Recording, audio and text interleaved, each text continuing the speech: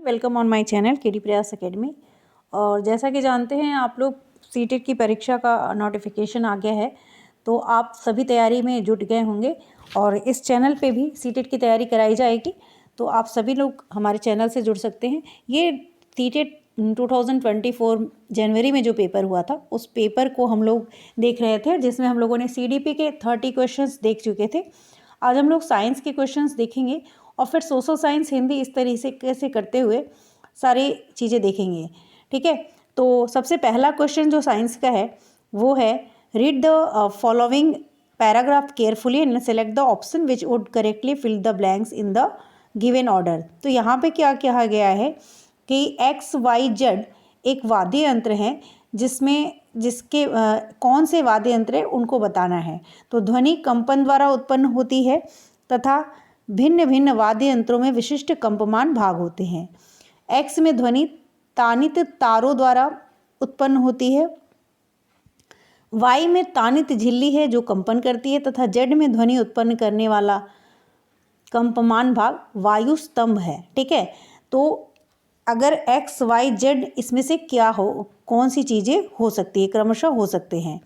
तो यहाँ पे जो राइट आंसर हो जाएगा वो हो जाएगा हमारा गिटार, तबला और शहनाई। ठीक है, तो गिटार में जो ध्वनि होती है वो तानित तारों द्वारा उत्पन्न होती है, तबले में तानित झिल्ली होती है जो कंपन करती है तथा शहनाई में ध्वनि उत्पन्न करने वाला कंपमान भाग वायु स्तंभ होता है। ठीक है, जिससे हम शहनाई फूंकते हैं ना, तो वो वायु स्तंभ होता है जिसके द्वारा हमको ध्वनि सुनाई देती है। तो यहाँ पे जो राइट आंसर हो गया वो option number 3 is the right answer.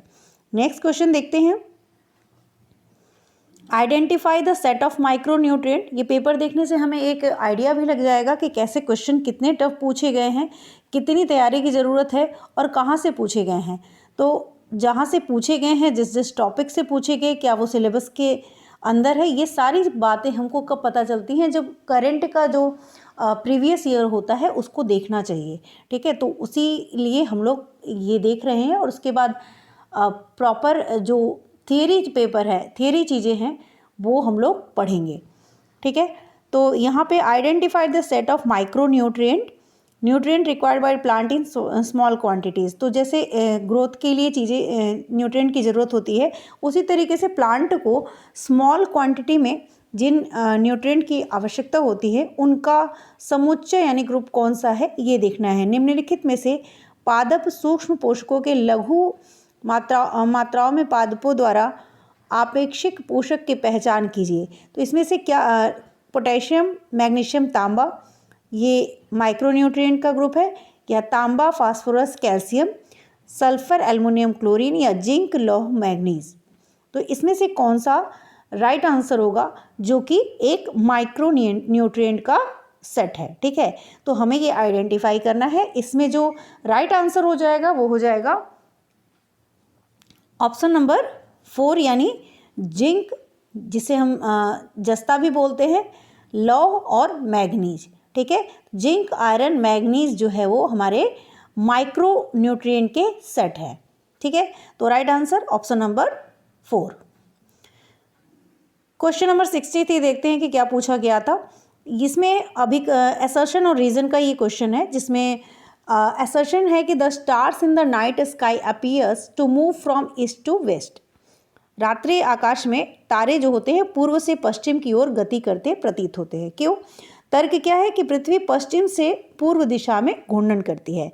तो यहाँ पे क्या ये कथन और कारण दोनों सही हैं, और जो कारण है वो तर्क है वो कथन की सही व्याख्या करता है, या दोनों सही हैं परंतु सही जो तर्क है कथन की सही व्याख्या नहीं है। असर्शन सही है परंतु रीज़न गलत है, या असर्शन और रीज़न दोनों गलत है। तो यहाँ पे हमें बताना है कि ये जो कॉन्सेप्ट दिया हुआ है, अगर आपको कॉन्सेप्ट पता है तो इसका आंसर आप आराम से कर लेंगे। तो इस क्वेश्चन नंबर 63 का जो ऑप्शन नंबर 1 है, यानी असर्शन और रीज़न दोनों सही हैं, और जो रीज़न है वो असर्शन की सही व्याख्या है। ठीक है, तो यहाँ पे ऑप्शन नंबर 63 का ऑप्शन नंबर 1 जो है वो राइट हो जाएगा। अगर वीडियो अच्छी लगी तो चैनल को लाइक, सब्सक्राइब, शेयर जरूर करिएगा और चैनल पे बने रहिएगा। अच्छे से अच्छे तैयारी करने की अपने तरफ से कोशिश करूँगी। और आप लोग जो भी हैं, जितने भी जो CDP है, जो भी पेपर है, हर सब्जेक्ट के पेपर आप लोगों को यहाँ पे अवेलेबल हो जाएंगे, वो भी आंसर के साथ। तो आप लोग पेपर 1 भी मिल जाएगा। तो जितने लोग भी पेपर 1 या 2 की तैयारी कर रहे हैं वो हमारे चैनल से जुड़ सकते हैं। अपने फ्रेंड्स को भी आप शेयर करिएगा। चलिए क्वेश्चन नंबर यहाँ पे तो हो गया हमारा, ऑप्शन नंबर 1 क्या है वो राइट है, ठीक है। नेक्स्ट क्वेश्चन जो है 64, which of the following statement regarding rusting of iron are true. मतलब लोहे में जंग लगने के संबंध में कौन सा कथन जो है वो सही है। यह लौ और ऑक्सीजन के बीच रासायनिक अभिक्रिया को शामिल करता है। ऊष्माक्षेपी अभिक्रिया है। जब हम लोग थियरी पढ़ेंगे तो इस चीज़ को हम लोग पढ़ने वाले हैं, क्योंकि NCERT की बुक में दिया हुआ है। जो भी थियरी हम पढ़ेंगे वो NCERT से बिल्कुल पूरा टू द पॉइंट पढ़ने वाले हैं, ठीक है। यह सामान्य ताप पर हो सकता है। यह उत्क्रमणीय अभिक्रिया है। तो यहाँ पे कौन सा आंसर सही हो जाएगा? तो ये इसका जो राइट आंसर होगा वो होगा आपका ऑप्शन नंबर 4 यानी ABC। ए लौह और ऑक्सीजन के बीच रासायनिक अभिक्रिया को शामिल करता है, राइट है। ऊष्माक्षेपी अभिक्रिया भी है ये, और यह सामान्य ताप पर हो सकता है, ठीक है। तो उत्क्रमणीय अभिक्रिया नहीं है, इसलिए यहाँ पे ABC राइट आंसर हो जाएगा। क्वेश्चन नंबर 64 का option number 4 is the right answer. Next question है आपका, match the substances in column A with their chemical name in column B. तो यहाँ पे अगर इस तरह के क्वेश्चन में अगर 2-3 आंसर आपको पता हो तो आप ऐसे भी ऑप्शन से एक तुक्का भी लगा सकते हैं। जैसे मान लीजिए किसी इसमें से 3 का पता हो तो 3 आप अगर सही ऑप्शन मैच कर रहा है तो आप उसका आराम से देख सकते हैं कि कौन सा ऑप्शन सही होगा, ठीक है। तो यहाँ पे जो राइट आंसर होगा वो हो जाएगा आपका ऑप्शन नंबर 1 यानी ए का 4 यानी स्लेक्ड लाइम का क्या हो जाएगा, कैल्शियम हाइड्रोक्साइड। बी का 6 यानी टेबल साल्ट सोडियम क्लोराइड कहते हैं। आप इसको एक जहाँ पे भी आप नोट्स बनाते हैं सीटेट के लिए वहाँ पे इसको नोट कर लीजिए, ताकि वो अगर इसमें से किसी एक नाम का भी क्वेश्चन में रख दे तो आप आराम से इसके नेम केमिकल नेम जो है वो बता सके, ठीक है। ये बहुत कॉमन चीज़ें हैं। तो टेबल साल्ट का हो गया सोडियम क्लोराइड, और यहाँ पे जो थर्ड है लाइम स्टोन, इसका हो जाएगा आपका कैल्शियम कार्बोनेट। उसके बाद है कास्टिक सोडा, कास्टिक सोडा का हो जाएगा आपका सोडियम हाइड्रोक्साइड। और क्विक लाइम का हो जाएगा आपका कैल्शियम ऑक्साइड। बेकिंग सोडा यानी सोडियम बाई कार्बोनेट, ठीक है। तो ये आपका आंसर हो गया 65 का option number 1 is the right answer. और यहाँ से आप इसको नोट करके लर्न कर लीजिएगा, ताकि आगे के पेपर में हो सकता है इसमें से कोई एक ही नाम दे दे और उसी को क्वेश्चन फ्रेम किया जाए, ठीक है। नेक्स्ट क्वेश्चन देखते हैं। तो यहाँ पे आपने देख लिया option number 1 is the right answer. आप हिंदी में भी देख सकते हैं। रासायनिक नाम जो है, तो बुझा हुआ चूना को क्या कहते हैं, कैल्शियम हाइड्रोक्साइड, ठीक है। बुझा हुआ चूना कैल्शियम हाइड्रोक्साइड, सादा नमक सोडियम क्लोराइड, और उसके बाद चूना पत्थर कैल्शियम कार्बोनेट, कास्टिक सोडा का सोडियम हाइड्रोक्साइड, और बिना बुझा हुआ चूना जो होता है उसका क्या होता है, उसका होगा आपका कैल्शियम ऑक्साइड। और बेकिंग सोडा यानी खाने का जो सोडा होता है वो उसे क्या बोलते हैं, सोडियम बाई कार्बोनेट, ठीक है। तो ये आपका राइट आंसर है, इसको नोट डाउन कर लीजिएगा। नेक्स्ट क्वेश्चन है, आइडेंटिफाई द करेक्ट स्टेटमेंट। सही कथन की पहचान करनी है। A fact is an observation that has repeatedly been found to be true over the time. B, a law is a theory that has repeatedly been found to be true over the time. तो only A and B, only B या neither A nor B। तो एक तथ्य एक अवलोकन है जिसे समयोपरि बारंबार सही पाया गया है। B, नियम एक सिद्धांत है जिससे समयोपरि बारंबार सही पाया गया है। तो इसमें से कौन सही कथन की पहचान करनी है। तो यहाँ पे जो राइट आंसर हो जाएगा वो हो जाएगा ऑप्शन नंबर 1 यानी केवल A, ठीक है। तो केवल ए जो है वो सही है, सही कथन है, और उसी की हमको पहचान करनी है। तो 66 का option number 1 is the right answer, ठीक है। नेक्स्ट क्वेश्चन देखते हैं। Read the following text. When a negatively charge rod is brought near and A अनचार्ज electroscope The electroscope leaves move further apart. Both the electroscope leaves acquire similar charges. The negative charge pass on to the electroscope, causing its leaf to move farther apart. Of the above three statement, A is an observation while B and C are inference. ठीक है, option 2 कहता है कि A and B are observation and C and inference. Option 3 है A, B and C are observation and 4 कहता है A, B and C are inference. यानी जब हिंदी में भी देख लेते हैं, जब ऋणात्मक रूप से आवेशित छड़ को यानी रॉड को अनावेशित विद्युत दर्शी के निकट लाया जाता है तो क्या होता है? विद्युत दर्शियाँ पत्तियाँ एक दूसरे से और दूर जाएंगी या दोनों विद्युत दर्शी पत्तियाँ समान आवेश अर्जित करेंगी? सी है, ऋणात्मक आवेशों को विद्युत दर्शी पर हस्तांतरित किया जाता है जिसके परिणाम स्वरूप इसकी पत्तियाँ एक दूसरे से और दूर चली जाती है। तो जो ऑप्शन है 1, 2, 3, 4 ये दिए गए हैं और यहाँ पे जो राइट आंसर हो जाएगा वो हो जाएगा आपका ऑप्शन नंबर 1 यानी ए अवलोकन है जबकि बी और सी क्या है? अनुमान है। ठीक है, तो ए अवलोकन है जबकि बी और सी क्या है? अनुमान है। तो ये यहाँ पे यही आपका राइट आंसर हो जाएगा। और नेक्स्ट क्वेश्चन देखते हैं क्या है। तो नेक्स्ट क्वेश्चन 68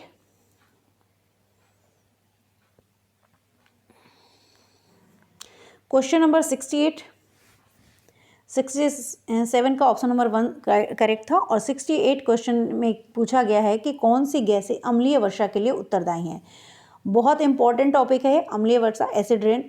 तो acid rain, which of the following gases are responsible for acid rain? Nitrogen, oxygen, ozone, sulphur dioxide and nitric oxide. तो एक गैसें तो होती नहीं है, तो यहाँ पे कौन कौन सा ऑप्शन सही है? A and B, B and C या सी एंड डी या डी एंड ई? तो ठीक है, यहाँ पे जो राइट आंसर हो जाएगा आपका नाइट्रोजन, ऑक्सीजन, ओजोन, सल्फर और सल्फर डाइऑक्साइड और नाइट्रिक ऑक्साइड में, तो आपका राइट आंसर हो जाएगा ऑप्शन नंबर 68 का ऑप्शन नंबर 4 यानी डी और ई। डी और ई में क्या है? सल्फर डाइऑक्साइड और नाइट्रिक ऑक्साइड। तो आप इसको नोट डाउन भी कर सकते हैं। जो ओजोन के लिए जो एसिड रेन के लिए रिस्पॉन्सिबल गैसेज हैं वो कौन सी हैं? सल्फर डाइऑक्साइड और नाइट्रिक ऑक्साइड। ठीक है, तो डी और ई जो है आपका ऑप्शन नंबर 4 नाइट्रिक ऑक्साइड और सल्फर डाइऑक्साइड किस में है? ऑप्शन नंबर 4 में। तो ये आपका राइट आंसर हो जाएगा। ठीक है, तो 68 का option number 4 is the right answer. Which of the following is not indicative of the hypothesising skill? ठीक है, निम्नलिखित में से कौन सा परिकल्पना करने के कौशल का निर्देशक नहीं है? Question number 69। तो यहाँ पे आंसर क्या है? खोजबीन तक ले जाने वाले प्रश्न बनाना, कुछ सिद्धांतों के विषय में अवलोकनों अथवा संबंधों की व्याख्या करने का प्रयास करना, सूचना एकत्र करने के लिए ज्ञानेंद्रियों का उपयोग करना, किसी प्रयोग के लिए चरों की पहचान करना। ठीक है, तो यहाँ पे जो आपका राइट आंसर हो जाएगा वो हो जाएगा आपका 69 का ऑप्शन नंबर 3 जो है वो करेक्ट है। मतलब यहाँ पे पूछा गया है कौन सा परिकल्पना करने के कौशल का निर्देशक नहीं है, तो नहीं है के हिसाब से हमको आंसर देखना है। तो उस हिसाब से जो सूचना एकत्र करने के लिए ज्ञानेंद्रियों का उपयोग करना, ये ऑप्शन आपका using the senses to gather information, ये आपका निर्देशन का सही नहीं है। तो यहाँ पे जो है ये राइट आंसर हो जाएगा। ठीक है,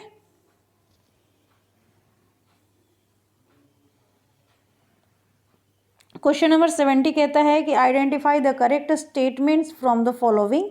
generally non metals do not react with water, generally non metals do not react with acid, only A, only B, both A B and neither A और नॉर बी। तो सामान्यतः जो अधातु होते हैं वो जल के साथ अभिक्रिया नहीं करते हैं और सामान्यतः अधातु जो होते हैं वो अम्लों के साथ अभिक्रिया नहीं करते। तो कौन सा कथन सही है? यहाँ सही कथन की पहचान करनी है। तो यहाँ पे जो राइट आंसर हो जाएगा वो हो जाएगा आपका ऑप्शन नंबर 3 यानी ए और बी जो दोनों ही हैं, दोनों ही बातें जो कही गई हैं अधातुओं के बारे में वो दोनों ही क्या हैं? सही हैं। यानी सामान्यतः जो अधातु होते हैं यानी नॉन मेटल्स होते हैं do not react with water यानी जल के साथ अभिक्रिया नहीं करते हैं और अम्लों के साथ अभिक्रिया नहीं करते। तो दोनों ही बातें सही हैं, इसलिए यहाँ पे ऑप्शन नंबर 3 जो है वो करेक्ट हो जाएगा। ए और बी दोनों। ठीक है, नेक्स्ट क्वेश्चन देखते हैं।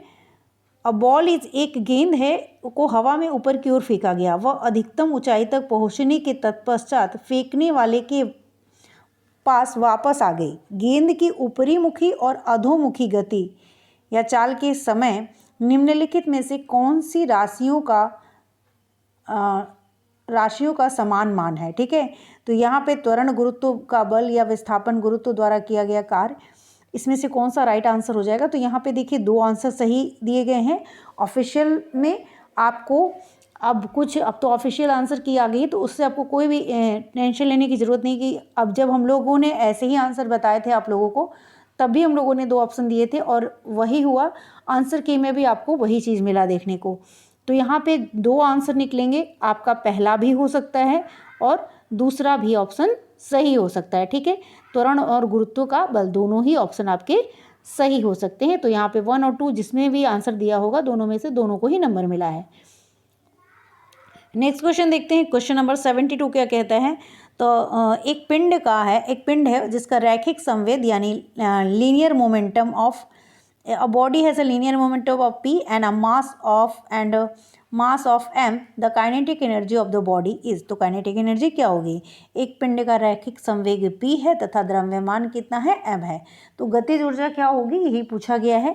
तो देखिए इस फॉर्मूले को प्रूव करना पड़ेगा और यहाँ पे जो राइट आंसर हो जाएगा उस प्रूव करने के बाद वो आ जाएगा आपका 72 का ऑप्शन नंबर जो 3 है, ये आपको मिल जाएगी। ये सारे क्वेश्चन अब तक जितने भी देखे हैं आपने, सब आप एनसीईआरटी में मिलेगी आपको, कहीं से और पूछा नहीं गया। तो हमें ये तो पता चल गया कि ये सिलेबस से बाहर ये लोग नहीं पूछते हैं, इसलिए आप एनसीईआरटी पढ़िए, बहुत ईजिली आपके नंबर अच्छे आ जाएंगे। लेकिन आपका कॉन्सेप्ट क्लियर होना चाहिए, क्योंकि वो ऐसे ही आपके मेन पॉइंट्स उठा के नहीं दिए गए। लाइन बाय लाइन अगर एनसीईआरटी पढ़ते हैं तभी आपको फ़ायदा होगा, और मैं लाइन बाय लाइन बुक के थ्रू पढ़ाऊँगी। साथ साथ अगर आपको बुक्स वाली नहीं समझ में आएगी तब मैं बोर्ड पे भी आपको एक्सप्लेन करूँगी टॉपिक वाइज। ठीक है, तो चैनल पे बने रहिएगा, जल्द ही मैं कुछ आप लोगों के लिए बेहतर से बेहतर लाने की कोशिश करूँगी थियरी में। तो आप लोग चैनल पे ज़रूर देखते रहिएगा, वीडियोज़ आपके लिए जो भी आएंगी आप देखिएगा, आपकी परीक्षा में 100% ये हेल्पफुल होने वाली हैं। तो यहाँ पे 72 का जो ऑप्शन नंबर 3 है वो आपका करेक्ट हो जाएगा, यानी p²/2m। ये आपका जो संबंध है वो हो जाएगा आपका गतिज ऊर्जा क्या है यहाँ पे, तो p²/2m is the right answer. ठीक है, नेक्स्ट क्वेश्चन देखते हैं, जिसमें क्वेश्चन नंबर 73 में क्या कहा गया है। उच्च प्राथमिक स्तर पर रासायनिक अभिक्रिया की अवधारणा से विद्यार्थियों को परिचित कराने के लिए निम्नलिखित में से कौन सी अति उपयुक्त रणनीति है। संयोजकता, इलेक्ट्रॉन और इलेक्ट्रॉनिक विन्यास की अवधारणा की व्याख्या करना, रासायनिक समीकरणों को प्रतीकात्मक रूप में लिखना तथा विद्यार्थियों को अवलोकन करने के लिए कहना। थर्ड ऑप्शन कहता है कि रासायनिक अभिक्रियाओं को परिभाषित करना तथा उदाहरण देना। फोर्थ है उन रासायनिक अभिक्रियाओं पर परिचर्चा करना जिनका विद्यार्थियों ने उनके जीवन में संभावित रूप से अवलोकन कर रखा है। तो यहाँ पे जो राइट आंसर हो जाएगा वो हो जाएगा आपका क्वेश्चन नंबर 73 का ऑप्शन नंबर 4, यानी क्वेश्चन नंबर 73 का ऑप्शन नंबर 4, यानी उन रासायनिक अभिक्रियाओं पर परिचर्चा करना जिनका विद्यार्थियों ने उनके जीवन में संभावित रूप से अवलोकन कर रखा है। ठीक है, hold discussion on chemical reaction which student are likely to have observed in their lives. तो ये ऑप्शन आपका राइट हो जाएगा। क्वेश्चन नंबर 74 देखते हैं। क्वेश्चन नंबर 74 में क्या कहा गया है। क्वेश्चन नंबर 74 में कहा गया है कि उन जंतुओं का समुच्चय कौन सा है जो सभी बाह्य निषेचन को दर्शाते हैं, यानी एक्सटर्नल जो फर्टिलाइजेशन होता है वो किस सेट्स ऑफ एनिमल्स में होता है। यहाँ जो कुछ सेट्स के एनिमल के सेट्स दिए हुए हैं उनमें से कौन से ऐसे एनिमल्स हैं, जंतु हैं जिनमें बाह्य निषेचन को दर्शाते हैं। मुर्गी, पहला ऑप्शन है मुर्गी, छिपकली, तितली, यानी hence, lizard, butterfly. Second option में लिजार्ड, बटरफ्लाई, फ्रॉग्स, छिपकली, तितली, मेढक। थर्ड ऑप्शन में है butterfly, frogs, fish. Fourth option में है फ्रॉग, फिश, स्टारफिश। तो अगर आप ध्यान दें तो जो बटरफ्लाई है वो 3 ऑप्शन में दी हुई है। ठीक है, और अगर आपको पता होगा तो जो बटरफ्लाई होती है वो उसमें बाह्य निषेचन यानी एक्सटर्नल फर्टिलाइजेशन नहीं होता है। ठीक है, तो इसमें पूछा गया है in which all show external fertilisation. तो अगर 3 में यहाँ पे बटरफ्लाई बटरफ्लाई बटरफ्लाई है यानी तितली है, तो यहाँ पे चौथा ऑप्शन जो है आपका सही हो जाएगा, क्योंकि यहाँ पे नहीं है। और इससे भी आप एक तुक्का कह सकते हैं, लगा सकते हैं कि जब इसमें एक समुच्चय पूछा गया है, सेट पूछा गया है, तो अगर सेट में एक भी आ गया जिसके बारे में आपको जानकारी है, तो वहीं से आंसर आपका जो होता है वो निकलने लगता है। तो यहाँ पे फ्रॉग, फिश और स्टार फिश जो हैं वो ऐसे सेट्स ऑफ एनिमल हैं in which all show external fertilisation. ठीक है, जो बाह्य निषेचन को दर्शाते हैं। तो 74 का option number 4 is the right answer. Next question क्या है? Consider the test items given below and match the following: unit of force, symbol of iron, formula of hydrochloric acid, unit of work, symbol of silver, symbol of battery. तो यहाँ पूछा क्या गया है कि नीचे दी गई परीक्षण सामग्री पर विचार कीजिए तथा निम्नलिखित को सुमेल कीजिए। अब यहाँ पे जो मात्रक हैं, कुछ के मात्रक हैं, ये सब चीज़ें को सुमेल करके यह उचित सिद्ध करने के लिए कि सामग्री जैसे तैसे बना दी गई है, इसका निम्नलिखित में से कौन सा कारण नहीं दिया जा सकता। ठीक है, तो कॉलम ए में प्रविष्टि के लिए कॉलम बी में अधिकतम 2 युक्त प्रविष्टियां हैं, कॉलम ए और बी में असमान प्रविष्टियां हैं, मिलते हुए युग्मों का सरलता से अनुमान लगाया जा सकता है, प्रविष्टियों के बीच में विसंगति है। तो कौन सा ऑप्शन आपका यहाँ पे राइट हो जाएगा उसके बारे में पूछा गया है। तो यहाँ पे जो सही आंसर है यानी राइट आंसर जो है वो है आपका ऑप्शन नंबर 2, यानी there are unequal entries in column A and B. ठीक है, तो यहाँ पे ये ऑप्शन आपका सही हो जाएगा, कॉलम ए और बी में असमान प्रविष्टियाँ हैं। ठीक है, नेक्स्ट क्वेश्चन देखते हैं 76। तो 76 में क्या पूछा गया है? असर्शन रीजन का क्वेश्चन है ये, और असर्शन क्या है? कहता है कि dry raisins when left in plain water for some time swell due to osmosis. Reason क्या बताया गया है कि plant cells have selectively permeable cell membrane. तो यहाँ पे जो राइट आंसर हो जाएगा वो हो जाएगा ऑप्शन नंबर 1, क्योंकि असर्शन और रीजन जो है दोनों ही सही हैं, और जो रीजन है वो करेक्ट एक्सप्लेनेशन फॉर असर्शन। ठीक है, तो हिंदी में भी देख लेते हैं। सूखी हुई किशमिश को जब कुछ समय के लिए सादे जल में छोड़ दिया जाता है तो परासरण के कारण क्या होती है? फूल जाती है। ऐसा क्यों होता है? तो पादप कोशिकाओं में वर्णात्मक रूप से पारगम्य कोशिका झिल्ली होती है, जिसके कारण ये होता है। तो यहाँ पे ए और आर दोनों सही हैं तथा आर ए की सही व्याख्या करता है। ये ऑप्शन आपका सही हो जाएगा, यानी 76 का option number 1 is the right answer. Next question देखते हैं। Which of the following would be the most suitable strategy to introduce the topic of deficiency disease at upper primary level? यानी उच्च प्राथमिक स्तर पर अभावजन्य रोग विषय को प्रस्तुत करने की निम्नलिखित में से कौन सी सबसे उपयुक्त रणनीति होगी? पहला है संतुलित आहार की परिभाषा प्रदान करना तथा अभाव की अवधारणा को प्रस्तुत करना। सेकंड कहता है कि अभावजन्य रोग से संबंधित डॉक्टर के प्रदेशन की व्यवस्था पर उस पर परिचर्चा करना। थर्ड है मानव शरीर में विभिन्न पोषकों और जिन क्रियाओं का वे निष्पादन करते हैं उसे सूचीबद्ध करना। फोर्थ है सामान्य मानव संबंधी रोगों पर परिचर्चा करना। तो जो यहाँ पे राइट आंसर हो जाएगा आपका वो हो जाएगा ऑप्शन नंबर 2, यानी 77 का ऑप्शन नंबर 2, यानी अभावजन्य रोग से संबंधित डॉक्टर के प्रदेशन की व्यवस्था कर उस पर परिचर्चा करना। ठीक है, ये आंसर आपका सही हो जाएगा। क्वेश्चन नंबर 78 देखते हैं, और फटाफट इस के 30 क्वेश्चन हम लोग कंप्लीट करेंगे। थोड़ा फास्ट में देखेंगे, लेकिन आप लोग हिंदी और इंग्लिश दोनों में देख सकते हैं। तो जिसको भी जिस भी लैंग्वेज में अंडरस्टैंडिंग है वो उस टॉपिक को सेलेक्ट कर सकते हैं। Which of the following best explain the statement science promote skepticism? निम्नलिखित में से कौन श्रेष्ठ रूप से विज्ञान संदेहवाद को बढ़ावा देता है? कथन की व्याख्या करता है। तो पहला है विषयनिष्ठ अनुभविक साक्ष्यों के आधार पर वैज्ञानिक दावे की वैधता को आंकते हैं। विज्ञान प्रकृति में शुद्ध रूप से आगमनात्मक है।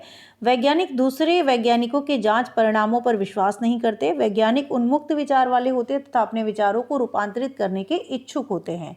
तो यहाँ पे जो राइट आंसर हो जाएगा वो हो जाएगा आपका ऑप्शन नंबर 1। 78 का option number 1 is the right answer, यानी विषयनिष्ठ अनुभविक साक्ष्यों के आधार पर वैज्ञानिक दावे की वैधता को आंकते हैं। ये आंसर आपका राइट हो जाएगा। क्वेश्चन नंबर 79 देखते हैं।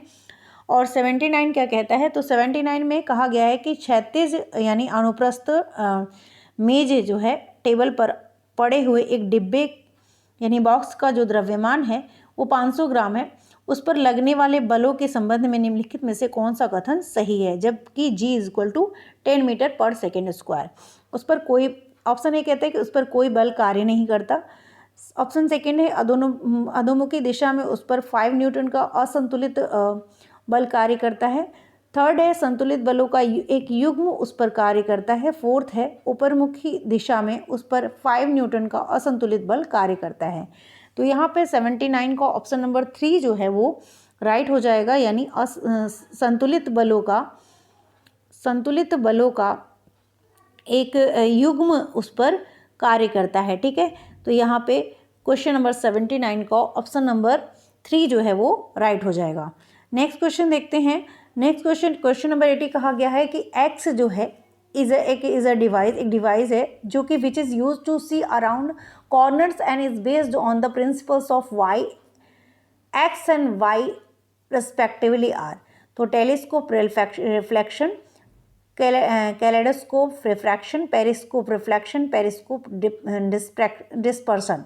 तो एक्स एक यंत्र है जिसका प्रयोग कोनों के इर्द गिर्द देखने के लिए जाता है, और यह वाई एक यंत्र है जिसके सिद्धांत वाई के सिद्धांत पर आधारित है। तो ये कौन सा चीज़ एक्स और वाई क्रमशः क्या है, तो यहाँ पे जो राइट आंसर है वो है आपका ऑप्शन नंबर 3, यानी परिदर्शी एक ऐसा यंत्र है जो कि परावर्तन के सिद्धांत पर आधारित है।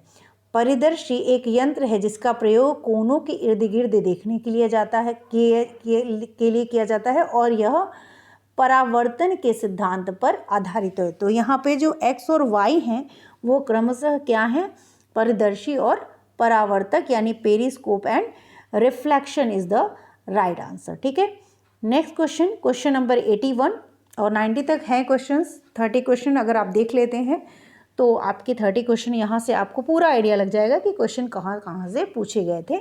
जो करंट पेपर होता है उसको ज़रूर देखा करिए आप लोग, थोड़ा टाइम लगे भले, लेकिन आप लोग पूरा देखा करिए।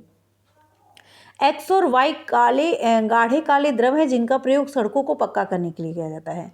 एक्स पेट्रोलियम से व्युत्पन्न है तथा वाई कोयले से व्युत्पन्न है। निम्नलिखित में से कौन सा क्रमशः एक्स वाई हो सकता है। तो आप देख रहे हैं कि एक्स और वाई यानी हिंट दिया गया है उस कॉन्सेप्ट के बारे में, और उस कॉन्सेप्ट को के से रिलेटेड क्वेश्चंस पूछा गया है। यानी एक्स वाई इन जिस चीज़ों के बारे में बताया गया है उनको अगर आप जानते हैं, उनका कॉन्सेप्ट आपको पता है, तो आप आराम से एक्स और वाई को बता पाएंगे। तो आंसर भी एक तरीके से दिया हुआ, हिंट बहुत अच्छा दिया गया है, लेकिन ज़रूरत है तो बुक को पढ़ने की। बिना बुक पढ़े इस तरीके के क्वेश्चन सॉल्व नहीं हो सकते हैं, क्योंकि क्वेश्चन रिपीट हो भी सकते हैं, नहीं भी हो सकता है ऐसे ही कुछ क्वेश्चन आपके उसी चैप्टर के दूसरी लाइन से पूछ लिए जाए। इसलिए आपको बुक पढ़ना बहुत इम्पॉर्टेंट हो जाता है। और यहाँ पे जो राइट आंसर हो जाएगा वो हो जाएगा ऑप्शन नंबर 1, यानी बिटुमेन जो होता है, बिटुमेन कोलतार काले द्रव है जिनका प्रयोग सड़कों को पक्का करने के लिए किया जाता है। और जो बिटुमेन है वो पेट्रोलियम से उत्पन्न है तथा कोलतार कोयले से। ठीक है, तो यहाँ पे एक्स और वाई क्या है, बिटुमेन और कोलतार। तो 81 का option number 1 is the right answer. Next question देखते हैं। Which of the question number 82 कहता है कि which of the following is not desirable with respect to carrying out of a classroom demonstration by a teacher. निम्नलिखित में से कौन सा शिक्षक द्वारा कक्षा में प्रदर्शन को कार्यान्वित करने के संबंध में वांछनीय नहीं है, पूछा गया है। तो कक्षा में कार्यान्वित करने से पूर्व प्रदर्शन का अभ्यास करना, समय पूर्व ही उन अनुबंधों पर बल देना जिनका निर्माण करना विद्यार्थियों के लिए आवश्यक है, प्रदर्शन को व्याख्याओं से संपूरक करना यानी पूरा करना, परिचर्चा के साथ प्रदर्शन का अनुगमन करना। कौन सा कार्यान्वित करने के संबंध में वांछनीय नहीं है पूछा गया है, तो यहाँ पे जो राइट आंसर हो जाएगा वो हो जाएगा ऑप्शन नंबर 2, यानी समय पूर्व ही उन अनुबंधों यानी संबंधों पर बल देना जिनका निर्माण करना विद्यार्थियों के लिए आवश्यक है। ये ऑप्शन आपका यहाँ पे सही हो जाएगा क्योंकि ये वांछनीय नहीं है। ठीक है, नेक्स्ट 82 का option number 2 is the right answer. Question number 83 देखते हैं, और निम्नलिखित में से कौन सा कथन सही है? विच of the following statement is correct? खाद्य की अपेक्षा उर्वरक पोषकों के संबंध में अधिक समृद्ध होते हैं। उर्वरक मृदा की जल धारण क्षमता में वृद्धि करते हैं। उर्वरकों से मृदा को प्रचुर मात्रा में ह्यूमस प्राप्त होती है। उर्वरकों से मृदा में मित्र जीवाणुओं की संख्या में वृद्धि हो जाती है। तो यहाँ पे जो राइट आंसर हो जाएगा वो हो जाएगा आपका ऑप्शन नंबर 1, यानी खाद्य की अपेक्षा उर्वरक पोषकों के संबंध में अधिक समृद्ध होते हैं। Fertilisers are richer in specific nutrient as compare to manure. This is the right answer. Okay, question number 84 देखते हैं, फटाफट से देखते हैं। Find the set that correctly matches the plant in column A with the mode of asexual reproduction which they exhibit, यानी उस समुच्चय को ढूंढिए जो कॉलम ए में पादपों द्वारा उनके द्वारा प्रदर्शित अलैंगिक जनन की विधि के साथ सही प्रकार से सुमेलित करता है। गुलाब, यीस्ट, फर्न और स्पाइरागायरा के चीज़ों को मैच करना है, तो यहाँ पे जो राइट आंसर हो जाएगा वो हो जाएगा आपका 84 का ऑप्शन नंबर 1, यानी जो ऑप्शन नंबर 1 है यहाँ पे, जैसे कि ये रोज़ है, रोज़ का जो 5th ऑप्शन है यानी वेजिटेटिव प्रोपेगेशन वो हो जाएगा। यीस्ट में मुकुलन होता है जिसे हम बडिंग भी कहते हैं, तो यीस्ट का क्या हो जाएगा 1। ठीक है, फर्न क्या करता है? फर्न में आपका स्पोर फॉर्मेशन होता है यानी बीजाणु रचना, और वहीं पे स्पाइरोगायरा में जो होता है वो होता है आपका फ्रैगमेंटेशन। ठीक है, तो ये हो गया आपका राइट आंसर, और ऑप्शन नंबर 1 इज द 84 का option number 1 is the right answer. Next question देखते हैं। नेक्स्ट क्वेश्चन कहता है कि which of the following plant disease are caused by bacteria. तो हमको 90 तक क्वेश्चन देखने हैं और 85 पे हम लोग पहुंच गए हैं, और देखिए कितने डिफरेंट टाइप के क्वेश्चन पूछे गए हैं। तो निम्नलिखित में कौन से पादप रोग जीवाणु द्वारा होते हैं? गेहूं में घुन लगना, जिसे हम गेहूं का किट भी कहते हैं। बी है साइट्रस कैंकर। सी है भिंडी की पीत शिरा कृमि।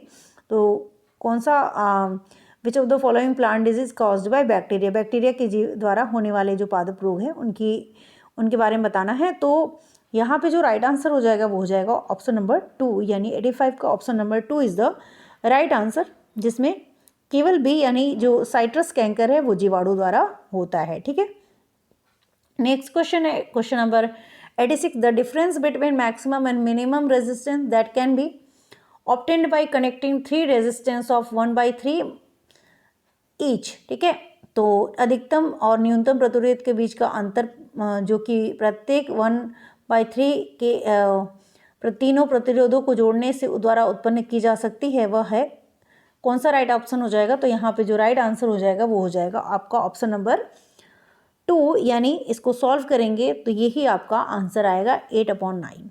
ठीक है, option number 2 is the right answer. और नेक्स्ट क्वेश्चन क्या है? क्वेश्चन नंबर 87 क्या कहता है? A teacher while teaching the chapter body movement to class 6 student show the following image to her student. एक शिक्षिका अपने कक्षा 6 के विद्यार्थियों को शरीर में गति पाठ पढ़ाते समय निम्नलिखित प्रतिबिंब दिखाती है। जल यात्रा करती नाव, तैरती मछली और एक उड़ता हवाई जहाज। वह तत्पश्चात विद्यार्थियों को प्रतिबिंबों की आकृति एवं गति के प्रकार को प्रतिबिंबित करने के लिए कहती है। उत्तर देने के लिए विद्यार्थियों द्वारा निम्न में से किनको संभावित रूप से नियोजित किया जाएगा? वर्गीकरण, अवलोकन, आगमनात्मक, तर्कशीलता या मापन। तो यहाँ पे कौन सा राइट आंसर हो जाएगा आपका?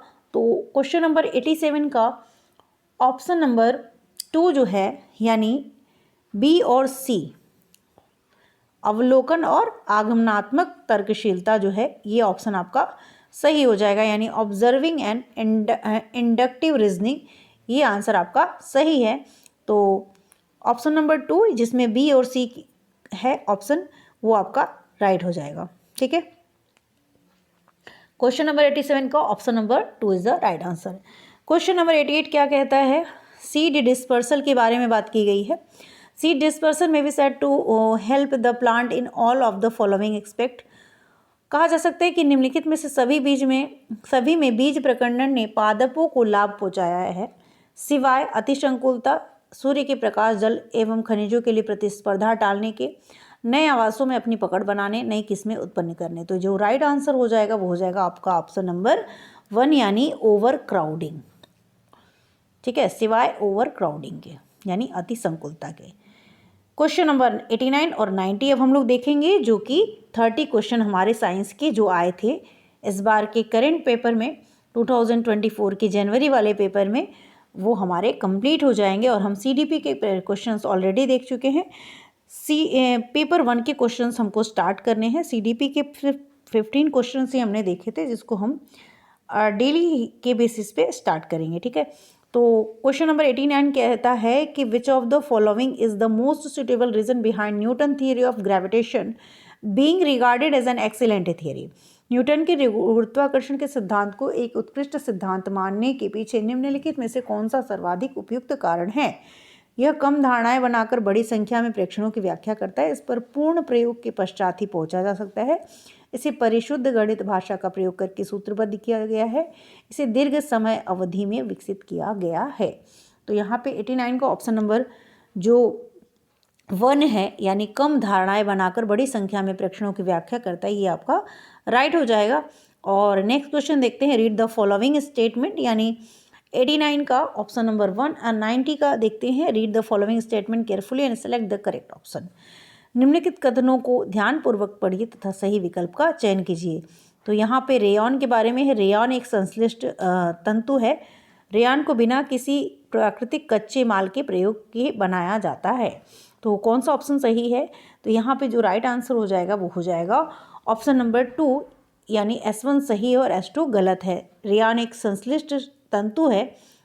रेयॉन को ये सही है, रेयॉन को बिना किसी प्राकृतिक कच्चे माल के प्रयोग के बनाया जा सकता है, ये बात गलत है। तो यहाँ पे जो राइट आंसर हो जाएगा वो हो जाएगा ऑप्शन नंबर 2, यानी S1 सही है और S2 गलत है। इसी के साथ हमारा जो 30 क्वेश्चन का सेट था, जो साइंस के क्वेश्चंस हमारे 2024 के जनवरी के पेपर में पूछे गए, तो हमारे कंप्लीट होते हैं। सीडीपी के 30 क्वेश्चन भी हो चुके हैं। पेपर 2 है ये। और आप लोगों को next social science, Hindi, English, ये सारे सब्जेक्ट के आपको मिलेंगे। तो चलिए नेक्स्ट वीडियो में मिलते हैं, और तब तक के लिए थैंक यू। वीडियो को ज़्यादा से ज़्यादा शेयर करिएगा, लाइक करिएगा, एक लाइक ज़रूर करिएगा, और अपने कमेंट ज़रूर हमें बताइए कि आपको भी वीडियो कैसी लगी, और नेक्स्ट वीडियो किस टॉपिक से होनी चाहिए। अगर ये आप लोगों के कोई सजेशंस हैं तो ऑफ कोर्स आप लोग कमेंट बॉक्स में ज़रूर बताइएगा। Thank you.